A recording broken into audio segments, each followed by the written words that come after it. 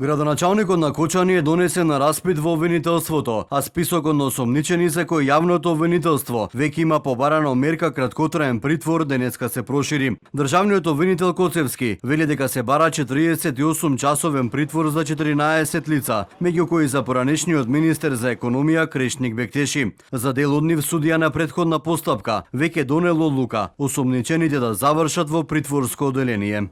Имајќи го предвид тоа, бидејќи постои централизирано тело во делот на инспекцијските служби, во текот на денот ќе биде пратено барање и до инспекцијскиот совет да се преземат мерки за утврдување на факти и околности и лоцирање на одговорност низ годините кои кај секого по име и презиме, а чие, како што кажа, постапување или непостапување довело до овој исход.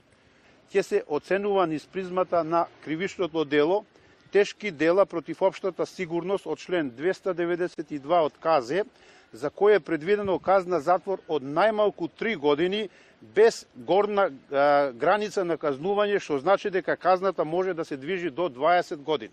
Објектот Пулс кој проголта 59 млади животи бил дел оградба. Легализиран е во 2014 година, но и како дискотека работел на диво без лиценца. И неколкуте дозволи за работа, како што посочи премиерот Мицковски, биле фалсификувани. Овој клуб извадил само 2 пати лиценца, во 2021 и во 2023 година.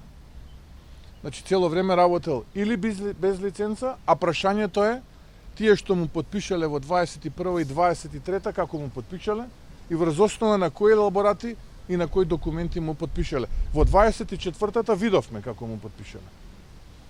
Бидејќи на тоа бројче архивско на кое што се води оваа фалсификувана лиценца е кореспонденција со странски инвеститор.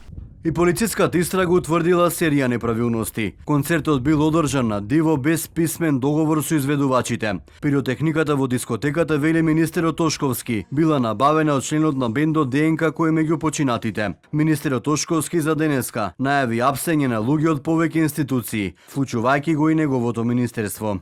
Имаме катастрофална состојба во делот на постапување на огромен број на институции кои што согласно закон требало да ги следат сите процеси поврзани со ставање во функција на дискотеката, контрола на истата, особено во делот на сето она кое што поврзано со настанување на пожари.